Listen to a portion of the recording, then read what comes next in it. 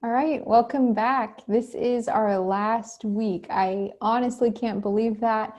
I know for you all, it's probably also a sign of relief because we get a break, right? We get at least a month and get to take a break from all this hard work, which we're always excited about. But that being said, I'm really going to miss you guys because you have been in a fantastic group. You've worked so hard, and just seeing your work and just your growth over this last semester, I really truly believe you're going to be amazing teachers and that you're going to teach with compassion, with skill and strategy, and use best practices. You've come so far from the first week where we just learned about, so why special education, right? What's the history of it? We went to all the different strategies of learning how to collect data, research-based practices. We moved into all the different types of learning disabilities. How do we teach those disabilities? How do we manage classroom behavior?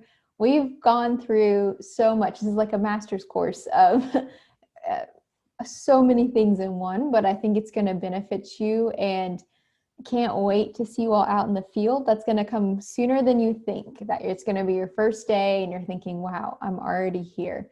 But just know that things are not always easy when you're teaching. I always love to give a dose of reality. So your first day, you could be nervous, might think, I don't even know what I'm doing right now. How am I even having a class of all these students? But just have faith in yourself, because in everything that we do that is new, it takes time, but you have the skills now. You just have to practice using them. So just stick it out, just do your best at all times, and you're going to do great. I know you have the strategies that you need. So speaking of strategies, today we are finishing the textbook. I mean, I believe it only goes to chapter 12. We're combining chapters 11 and 12, plus you need to start studying for your finals in a couple of weeks. So I am combining these lectures for that reason. So I am going to keep this shorter than normal, and you are going to have a lecture guide, reading guide, but it's fairly abbreviated compared to some of your other ones. So especially for working with 2 chapters at one time. So let's take a look at this. I think that these are so useful. This textbook has been amazing because it gives you all kinds of strategies that you can use, and it's very practical. So for that reason, what I have done for this lecture is take some of the examples in here, and I wanted to break that down for you because I know myself as a student, and I'm sure maybe you're the same way. I look at these boxes and I think, okay, it's not in the text, I'm going to skip over them. But ironically enough, in this textbook, these boxes are full of amazing information. So I'm going to go over these with you, bring them to a deeper clarity, give you examples, show you strategies that you can actually use in your classroom. And some of you who have been tutoring already have already been thinking about these things, because when students have trouble, and this is not only true for tutoring, but when you're teaching, usually it's reading and math that we're focusing on in RTI and in tutoring and any type of situation where a student is behind. Because if they don't know reading and writing, or they don't know math, they're going to get to the point where they're just stressed and frustrated, because all of these core content standards, they build on each other. So if they miss something in the pivotal foundation stages in elementary school or when they're younger and they get up to middle and high school, their building is going to be very weak, because if these layers are not strong, the top layers that us middle and high school teachers keep piling on, it's just going to collapse them because they don't have a foundation. So I've said this multiple times, but if you're an elementary teacher, you're so crucial and important, because you have to make sure that your students are getting it, because otherwise they're going to be coming to me one day, as I taught alternative high school. Some of your middle school and high school teachers as well, but they're going to be coming to you and they won't have the foundational skills to do these things. And then that typically leads to, like we talked about with behavior, escape maintain behavior, because they're frustrated. This work looks like Greek to them. They feel stupid because they should be old enough and their classmates know how to do it, but they don't. So that's when some students engage in problem behaviors. And that's where the skill training, helping skill deficits, is a great behavioral strategy. And this ties right into this, okay? So hopefully that makes sense there. I did want to show you this example because it's a good way to block out your classroom, especially if you're an elementary teacher. This would probably be more logical unless you're on block classes for high school, middle school. So as you know, we talked about the RTI triangle several times, right? So hopefully that's getting ingrained in our minds that that triangle, tier 1 is at the bottom, tier 2 is in the middle, tier 3 is at the top. How many, about what percentage of the class is on tier 1? 80%, right? So that's your general education teaching. That's pretty much whatever you would do normally, just do it there. Tier 2 is for the students who are still having a bit of trouble. That's probably about 15% or less of the class that, or maybe a little bit more than 15% that would fit into that tier 2. Tier 1 is going to be a very small percentage, maybe 1 to 3% of the students, and that's one-on-one. So tier 1 group, tier 2 small group, tier 3 individual, right? So if you wanted to do a literacy block and you're teaching, you could do direct instruction like we talked about. And the reason why tier 1 also goes into small group and partner work is because, as you learned in our direct instruction talk last week, that you have a whole group setting, you have small group, which is a guided worksheets, guided instruction where they work under your supervision, and then they get some time to work on independent work as well. So that's the flow that was in your lesson plan also. Tier 2 is basically all small group work. And at first, this could be partner work or just something where you're still monitoring them. And maybe the small group intervention is where you have a para there, a co-teacher, you, maybe some peer tutors, and you split it up and do some explicit instruction in those small groups with the strategies we're about to talk about, okay?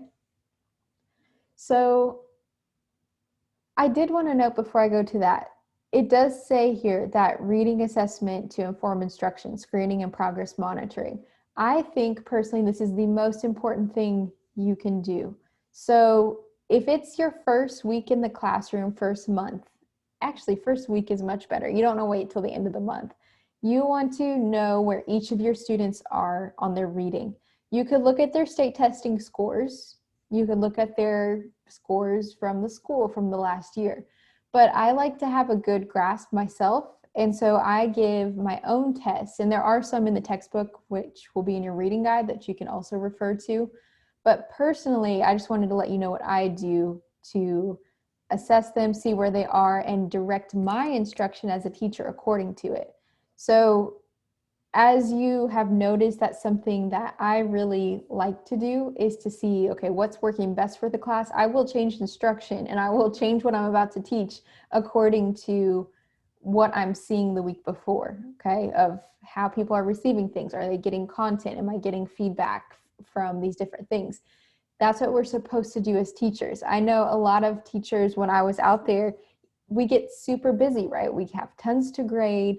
It's really hard to see what's going on and change our instruction because that takes time. And for some teachers, it's hard, but I hope you're that teacher who reflects, who sees what's really happening in your classroom, if students are getting it or not, and changing your instruction based on the data. So let me show you an example real quick of what I would do my first week during class. How I would start out, actually, let me show you this first. Give me 1 second. You know, it takes a few seconds to change here. I would make some kind of data sheet like this. Remember, you can't just give sheets and then let them go to the wind, right? You have to actually, on paper, write it down, because when you start seeing certain numbers, you're like, oh, I thought they did better on comprehension than they really did. It's the facts, it's the numbers that really speak to us. So we have to do it. I personally, I will tell you, I'm not naturally a data person and a numbers calculation, all these different things. I like to just, have more qualitative data. But I'm telling you, even a person like me, if you're like that too, we have to turn into some quantitative or numbers people, because that's what's going to help our students. So for example, you could have all of your students listed here just on a simple Excel sheet. Then you could go through all of the topics that are appropriate for your grade level. And in the textbook, it gives you some topics that you really need to focus on in general. So comprehension, I just put some examples here. Fluency for math, maybe adding like numbers, whatever the standards are for your class from the year before, especially if this is your first week of school. You could pick things that they had to have known. Let's say you're teaching second grade. So at the end of first grade, what did they have to know? And then you make sure that they know those things. So comprehension, I might give them a reading passage and then 10 comprehension questions. So let's say I give that to them. Student 1 only gets 3 comprehension questions right. Student 2 gets 10. Student 3 gets 8. So right there, I can see, ooh, all right, so this student is above and beyond and may need some extra work and might be gifted and talented or just really advanced, and I need to make sure to increase them. This is not bad. In the yellow zone, we might say, okay, on average, that's typical. I'm just going to let that keep going as it is. But for this really high group, maybe 9s and 10s, and this 1 to 5 group, you might need to really focus on some strategies for them when you work on your tier 2. Same with fluency. You could have them read a passage, and I'm going to show you what that would look like as well. I would recommend, if you're on a computer right now, take a screenshot of this, or I can upload it for you if you would like me to. This is a great code chart for running record. And basically what you do is you have a paragraph, once again, probably double spaced so that you can make marks. And you would maybe at a time where there's some downtime, maybe it's recess and you pull one student over at a time and maybe you reward them for having to come over during that time. Or maybe it's independent work time in your class and you start pulling one student at a time, all of them one at a time over to your desk, and you have them read the passage, and then you're going to code it. And it's going to look like this. So if they're accurate, you could either just put nothing above it or put a check mark. I usually put nothing because so many check marks is just too much after a while. If they start substituting words and they say the truck stopped, they say the truck stopping for the school bus instead of the truck stopped, then you're just going to write the word above. If they repeat words or a sentence, you're going to put an R with an arrow. Self-correct. Let's say they said cub at first, but then they said cube after. You would put what they said first plus self-correct there. Omission. Let's say they just completely forget to say the word winter. We like playing sports and they don't say winter. You put a line above it. If they insert a word and they say come over to my house to swim, instead the passage said come to my house to swim, you're going to add that. Sounding out, if they might say D-I-G or dig, and they get it incorrect. Spelling the word instead of, some kids will say we have 2 M-A-N-Y candies, and so they might not know it, so they spell it. Told by the teacher. Maybe they just sit there and look at the word and they're just thinking, and you see this blank look on their face and you're like, okay, the word is just. Can you say just?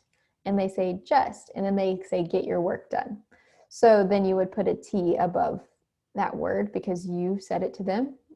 And appeal by student, I'm actually not 100% sure what that one means. We'll look that up later. Long pause, if they say there are too many people, that's when you're going to put those 2 slash marks there. Okay, so the purpose of this, if you have that reading passage and you double space it, you print it out in advance and you put the student's name on top and you have, let's say 25 copies because you have 25 students, you could just, it could take 5-10 minutes for each student, and you might do it over multiple days, but you will have some great information about can they read with fluency. You could even ask them a couple questions after they read the passage, 3 questions or 10, just like I had on the Excel sheet. And if they can't answer what they read, you count the number of questions they got correct. This is magical. If you could do a running record, you can determine fluency, the phonics, the pronunciation, some of the errors, and you want to keep hold of that so that you can start targeting. If 7 out of, let's say if 15 out of 30 students are struggling with a similar concept, you can do a mini lesson on that and make sure to reteach, okay? So I'm sorry to dwell on that for so long, but I think teachers forget that whole baseline aspect, right? We talked about before you intervene, you need to know what you're working with, right? I think the camera flips, so I'm going to do this side instead. So baseline, you have a couple data points, right? Usually 3 to 5. Then you intervene, and then from there, you're going to see if things increase. So maybe week 1, you do this running record and the student omits 5 words, substitutes 3, spelling out a word, really is not doing well. But you start doing these strategies we're about to talk about, and then all of a sudden, look, later on you do another running record on a different passage in 2 months, and oh, they've increased. So you will have more data and it should get better and better. So I hope that makes sense. If it doesn't, please let me know. Take a screenshot of this or ask me to send you a copy of it. But it's a great way to assess your students early on, and that's the point. That's what we want to do. Okay, so I just wanted to hit on that fact. So the book gives you some really great strategies. So for example, you could have a flashcard with a fox on it, and you could say, what word? And they could say fox. And then you hold up this picture next and say, what is this? And they would say box. And you hold them both up. Do these 2 words rhyme? Fox and box? And then they would say yes, or maybe they don't think so. And remember, if you're doing any type of flashcards and you're doing it for each student, or you're testing them one by one for some reason, just make an Excel sheet like I showed you. And at the top, fox, box, rocks. Yeah, I'm just kidding. It's not exactly the same, so don't use that. But you know what I mean? Just put all the words that you're working on at the top, and then you can mark the student got it, the student didn't. Because if you just test them and you don't even remember afterwards how many they got right or wrong, then what was the point of doing the exercise? So data is key. I'm going to say that so many times, so just be prepared for that. Same here. You could also play a game where you have a picture of a harmonica. One student holds up the word, the other student says it slowly, harmonica. The other student partner will say, oh, harmonica. That's 4 syllables. So that's where you start to teach them a little bit about syllables like that. This is like, I just went through this first one and second one with you, but please check these out, because if you do that reading record, or running record as we call it, and you realize, oh, their fluency is not where it should be, or they really don't understand vocabulary or comprehension, if you determine that through your initial assessment, you can jump right to this document here, or your textbook. Just keep it in your classroom. I think this is a good textbook to keep in your classroom, and go through it and say, okay, they're having fluency issues. What should I do? Fast match of high frequency words. Students working in pairs are given 20 cards with high frequency words. One student says a word, like large, and counts to 5, while the second student finds the matching word. Students then reverse roles. So it's a matching game, basically. So you're helping them do something quickly, because when you read, you have to process these things quickly, and tons of other strategies here.